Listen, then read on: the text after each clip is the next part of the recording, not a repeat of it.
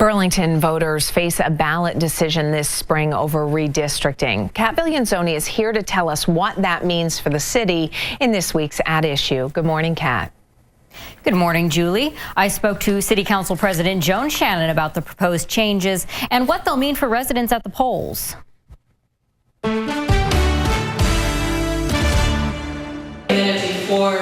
After months of debate, Burlington City Council decided on a new redistricting plan.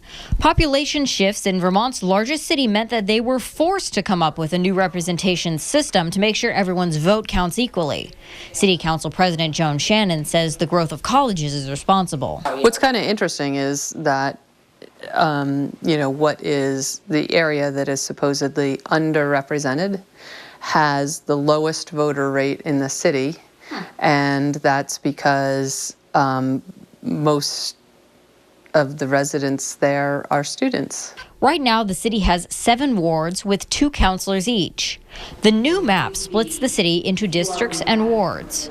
There are 4 districts, each with 2 wards. There would be a councilor and school board member representing each ward and each district. That means there will be a total of 12 city council members, 2 less than there are right now. In one election, they'll be voting for the wards. And in the next election, they'll be voting for the districts, so they won't be all in the same election.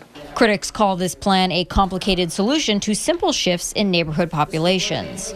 Shannon acknowledges there were simpler solutions, like redrawing the lines for the 7 wards or splitting the city into 4 larger wards. It wasn't complicated to do when we had the maps to do it. It was just not favored. She says some councilors were concerned larger wards would mean representatives wouldn't live as close to their voters, and it would be a larger area to campaign in.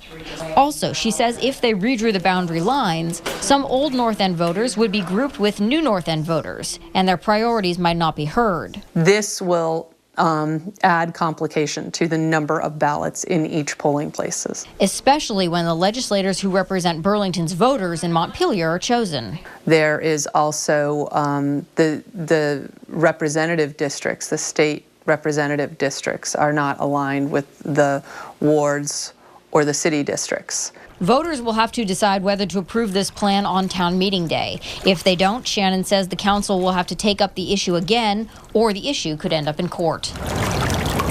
Now, this is a charter change, so anything voters pass would also have to be approved by the state, which Shannon says they expect would happen. So if voters approve this redistricting, it would be in place for the 2015 elections. Julie? Good update. Thank you, Kat.